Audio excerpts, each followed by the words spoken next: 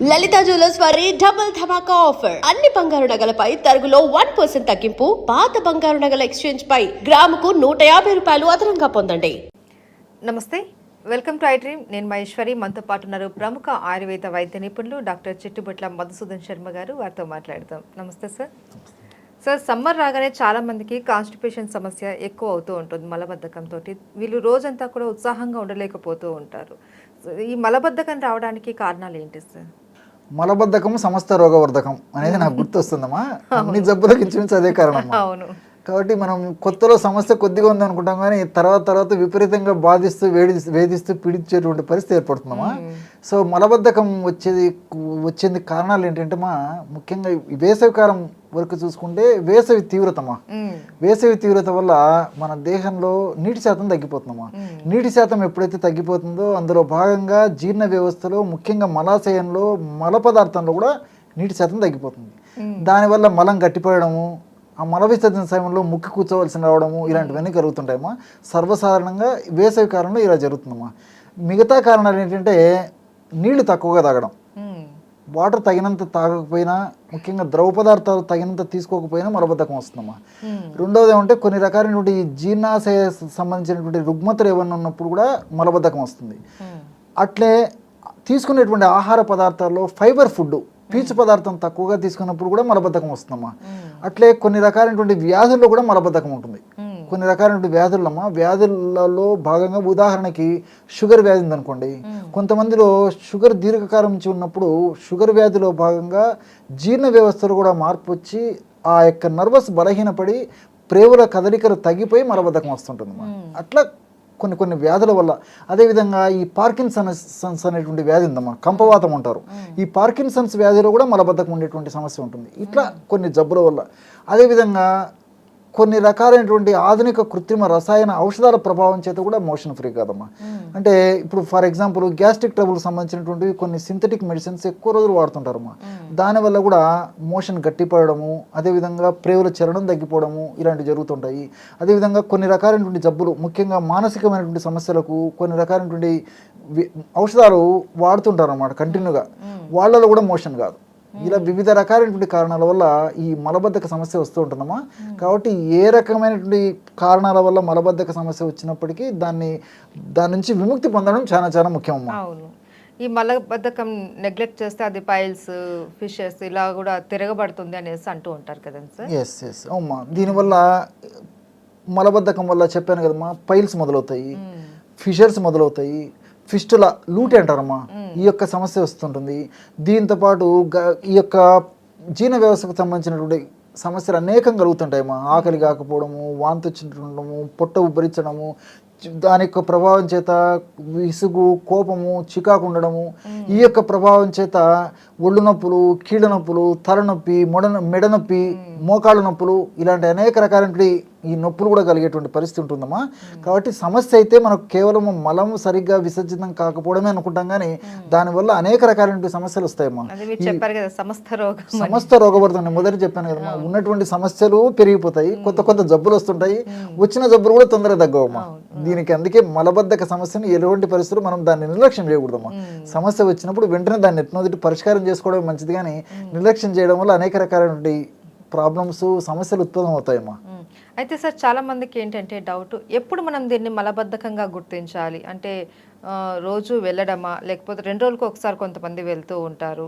అంటే ఎన్ని రోజుల వరకు మనకు మలం పోకపోతే మలబద్ధకంగా మనం గుర్తించాలి? నిజంగా చాలా మంచి ప్రశ్న అమ్మా ఇది. చాలా మందికి దీని మీద అవగాహన లేదమ్మా. నేను ఎంతో మందిని గమనిస్తుంటాను కదా.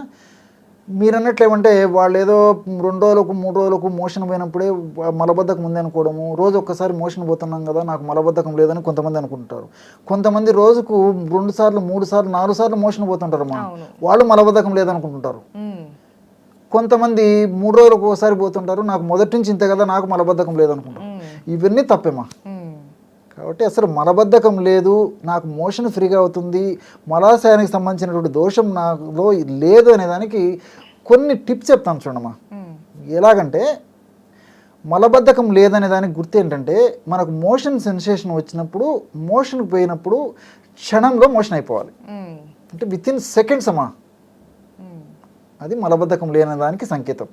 రెండవది ఏంటంటే మల విసర్జన సమయంలో మలమంతా ఒకటే కాన్సిస్టెన్సీ ఉండాలమ్మా. చాలా మందిలో మలబద్ధక సమస్య ఉన్నటువంటి వాళ్ళల్లో ఫస్ట్ కొద్దిగా గట్టిగా వచ్చేసేసి తర్వాత లూజ్ కాన్సిస్టెన్సీ వస్తుందన్నమా. అది మలబద్ధకమే. చాలా మందికి తెలియదమ్మా. రోజు చెప్పాను కదమ్మా, రోజు 3 సార్లు 4 సార్లు పోయే వాళ్ళు కూడా స్టార్టింగ్లో గట్టిగా వచ్చేస్తుంది, తర్వాత లూజ్ వస్తుంది. వాళ్ళు ఏమనుకుంటారు, నాకు మోషన్ అయిపోతుంది కదా 3-4 సార్లు, నాకేం లేదు. అది మలబద్ధకం ఇదేమ్మా. అట్లా ఇది ఒకటి. రెండోది ఏంటంటే మోషన్ కూర్చున్నప్పుడు స్మెల్ ఉండకూడదమ్మా. మోషన్లో స్మెల్ ఉన్న మలబద్ధకంలో అది ఒక లక్షణంగా భావించాలి. అదేవిధంగా చీము, బంక, జిగురు ఇలాంటివి ఏమి ఉండకూడదమ్మా. ఇవన్నీ కూడా ప్రత్యక్షంగా పరోక్షంగా మలబద్ధకం ఉందని దానికి గుర్తు. కాబట్టి ఇలాంటివన్నీ లేనప్పుడే మలబద్ధకం సమస్య లేదని చెప్పుకోవచ్చు. కానీ కేవలం రోజు ఒక్కసారి నాకు అవుతుంది, లేకపోతే రోజు 2-3 సార్లు అవుతుంది, లేదు 2-3 రోజులకు ఒకసారి నాకు మొదటి నుంచి ఇలా అవుతుంది కాబట్టి నాకు సమస్య లేదని అనుకోవడానికి వీల్లేదమ్మా. ముఖ్యంగా మలబద్ధకం ఉందా లేదా అని తెలుసుకునేందుకు ఈ లక్షణాలు మనకే మనం ఏ టెస్ట్ అక్కర్లేదమ్మా, ఏ పరీక్ష అవసరం లేదు, మనకే మనం తెలుసుకోవచ్చమ్మా. దాన్ని బట్టి మలబద్ధక సమస్య ఉంటే మాత్రం దాన్ని నిర్లక్ష్యం చేయకూడదు. అయితే సార్ పూర్వం రోజుల్లో అయితే ఈ ఫ్రీ మోషన్ అవ్వడానికి అట్లీస్ట్ మంత్లీ ఒక్కసారి అన్న ఏదో ఒకటి ఇంట్లో హోమ్ రెమెడీ చేసేవాళ్ళు పెద్దవాళ్ళు. ఇప్పుడైతే చాలా మందికి అవగాహన లేదు, ఏం చేయాలో కూడా తెలియదు. సో వాళ్ళ కోసం హోమ్ రెమెడీస్ ఏదైనా చెప్తారా? ఇప్పుడు ఎప్పుడో ఒకసారి చేసుకునే దానికి కొన్ని హోమ్ రెమెడీస్ ఉన్నాయమ్మా. అంటే మన పెద్దలు పూర్వకాలం వాళ్ళు పాటించినట్లు 2 మాసాలకు 3 మాసాలకు ఇలాంటి పద్ధతిలో ఎప్పుడో ఒకసారి మోషన్ ఫ్రీగా అయ్యేందుకు పాటించేసేటువంటి వైద్య విధానాలు కొన్ని ఉన్నాయి. ఆ మలబద్ధక సమస్య తగ్గేంత వరకు రోజు వాడేటువంటి వైద్య విధానాలు ఉన్నాయమ్మా. మీకు 2 చెప్తానమ్మా.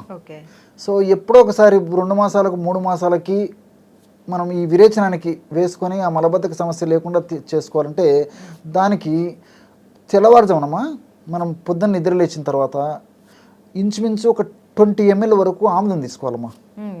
20 ml ఆముదము, ఒక 10 ml వరకు అల్లపు రసం.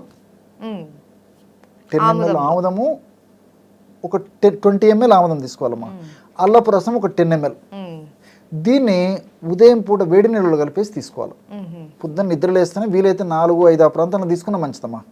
సో ఇది తీసుకున్న తర్వాత ఇంచుమించు 2 గంటలు మహా అంటే 4 గంటల లోపు, 2 నుంచి 4 గంటల వరకు శరీర తత్వాన్ని బట్టి ప్రేవుల కదలిక మొదలయ్యి మోషన్స్ మొదలవుతాయమ్మా. 3 లేదా 4 కంటే కావమ్మా జనరల్గా. అయితే సార్ ఈ మలబద్ధక సమస్యకి హోమ్ రెమెడీ ఏదైనా ఉందా? చెప్తానమ్మా. ద్రాక్ష పళ్ళు చాలా అద్భుతంగా పనిచేస్తాయమ్మా. ఇప్పుడు ద్రాక్ష పళ్ళు అంటే మీకు మూగ సందేహం వచ్చి ఉంటుంది, తెల్ల ద్రాక్ష నల్ల ద్రాక్ష అని చెప్పి కామన్ కదమ్మా. చాలా మందికి డౌట్ వస్తుంటుంది. మనకి ఏది దొరుకుతుందమ్మా, నల్ల ద్రాక్ష ప్రిఫరబుల్. ఇప్పుడు నల్లది దొరకకపోతే తెల్ల ద్రాక్ష అని వాడుకోవచ్చు. సో ద్రాక్ష పళ్ళు వాడుకోవడం వల్ల చాలా త్వరగా రిలీఫ్ ఇస్తుందమ్మా, కంప్లైంట్ తగ్గిపోతుంది. సో ఎలా వాడుకోవాలంటే మా వాడేటువంటి ప్రాసెస్ చెప్తాను చూడమ్మా. ఒక 50 to 100 grams ద్రాక్ష తీసుకోవాలమ్మా, నల్లది కానీ తెల్లది కానీ. ముందు నీళ్ళతో శుభ్రం చేయాలి, ఎందుకంటే ద్రాక్ష మీద ఎక్కువ పెస్టిసైడ్స్ చల్లుతుంటారమ్మా. కాబట్టి కొంచెం నీళ్ళతో బాగా శుభ్రం చేసేసి వీలైతే ఒక 2-3 నిమిషాలు సాల్ట్ వాటర్లో నానబెట్టేసేసి ముందు శుభ్రం చేయాలమ్మా. చేసేసి ఆ 50 to 100 grams ఏవైతే ఆ ద్రాక్ష పళ్ళు ఉన్నాయో వాటిని రాత్రిపూట వేడి నీళ్ళలో వేసేయాలి. అంటే 200 ml కానీ 250 ml కానీ మనకు అవసరాన్ని బట్టమ్మా, అది మునిగేటట్లంతే, ఎంత అవసరమైతే వేడి నీళ్ళలో వేసేసి ఉదయం దాకా అలాగ ఉంచేసేయాలమ్మా. ఉదయం తీసేసి ఆ పదార్థం అంతా, నీళ్లు ద్రాక్ష పళ్ళు అన్నీ కలిసినటువంటి ఆ పదార్థం ఉంది కదమ్మా, దాన్ని మిక్సీలో వేసేసి బాగా జ్యూస్ తయారు చేసుకోవాలమ్మా. బ్రహ్మాండమైనటువంటి ద్రాక్ష జ్యూస్ తయారైపోతుంది అనమాట. ఆ ద్రాక్ష జ్యూస్ని ఉదయం నిద్ర లేచిన తర్వాత మోంగడిగిన తర్వాత మొత్తం తాగేసేయాలమ్మా. ఈ విధంగా తాగడం వల్ల ఏమవుతుందంటే చాలా మందిలో వితిన్ 1 hourలో మోషన్ అయిపోతుందమ్మా, చాలా మందిలో. సో ప్రతిరోజు ఈ పద్ధతిలో చేసుకోవాలి. ఈ విధంగా కొన్నాళ్ళ పాటు వాడుకోవడం వల్ల ఆ జీర్ణ వ్యవస్థలో ఎక్కడైతే ప్రాబ్లం ఉందో అదంతా రెక్టిఫికేషన్ జరిగేసేసి తర్వాత మనకు ఆ ద్రాక్ష పళ్ళ రసం తీసుకోకపోయినా మోషన్ ఫ్రీ అయ్యేటువంటి స్టేజ్కి వస్తుందమ్మా. అంటే కొన్ని జాగ్రత్తలు కూడా తీసుకోవాలి, ఫైబర్ ఫుడ్ ఇట్లాంటివి ఎక్కువ తీసుకోవాలి, నీళ్ళు ఎక్కువ తాగాలి. ఇంతకుముందు చెప్పాను కదా, ఆ కారణాలకు సంబంధించినటువంటి ఇబ్బందులు తొలగించుకుంటూ దీన్ని జస్ట్ ఒక వారం 10 రోజులు వాడుకున్నా సరిపోతుందమ్మా, ఎక్కువ రోజులు కూడా అవసరం లేదు. తర్వాత కావాలనుకుంటే వారానికి ఒకసారి కానీ 10 రోజులకు ఒకసారి కానీ 15 రోజులకు ఒకసారి కానీ ఈ పద్ధతిలో రాత్రిపూట నానబెట్టేసి పొద్దున్నే మిక్సీలో వేసేసుకుని ఆ జ్యూస్ తాగుతుంటే చాలమ్మా, చాలా అద్భుతమైన ఫలితాలు, చాలా సంతృప్తికరంగా ఉంటాయమ్మా. కాబట్టి ఒకవేళ 2 సార్లు 3 సార్లు ఒకవేళ మోషన్ అయ్యేటువంటి టెండెన్సీ ఉంటే ద్రాక్ష పళ్ళ డోసుని తగ్గించుకోవాలి. జనరల్గా 50 గ్రామ్స్ నుంచి 100 గ్రామ్స్ వరకు కూడా ఎక్కువ మందికి ఏం కాదమ్మా. అట్లా ఉన్నప్పుడు మినిమం కొంచెం తగ్గించుకుంటే సరిపోతుంది. అయితే సార్ ఆయుర్వేదంలో ఏదైనా మెడిసిన్ ఉందా? ఆయుర్వేదంలో కూడా మంచి మంచి మెడిసిన్స్ ఉన్నాయమ్మా. దీనికి అభయారిష్ట, అదేవిధంగా ద్రాక్షతో తయారు చేసినటువంటి ద్రాక్షారిష్ట కూడా ఉపయోగపడతాయమ్మా. రాత్రి పడుకునేటప్పుడు ఒక 10 to 15 ml అభయారిష్ట అనేటువంటి లిక్విడ్ తీసుకోవాలమ్మా. అభయ అంటే కరక్కాయమ్మా. పూర్వకాలం మన వాళ్ళు కరక్కాయన యాజిటీస్గా వాడుకునే వాళ్ళు. ఇప్పుడు ఆయుర్వేదంలో కూడా ఈ పద్ధతిలో వాడుకోవచ్చు అనమాట. సో ఈ కరక్కాయలు ప్రధానంగా ఉపయోగించి తయారు చేసినటువంటి లిక్విడ్ అభయారిష్ట. దీన్ని ఒక 10 to 15 ml వరకు వాడుకోవచ్చమ్మా. సో 10 to 15 ml ఆ లిక్విడ్.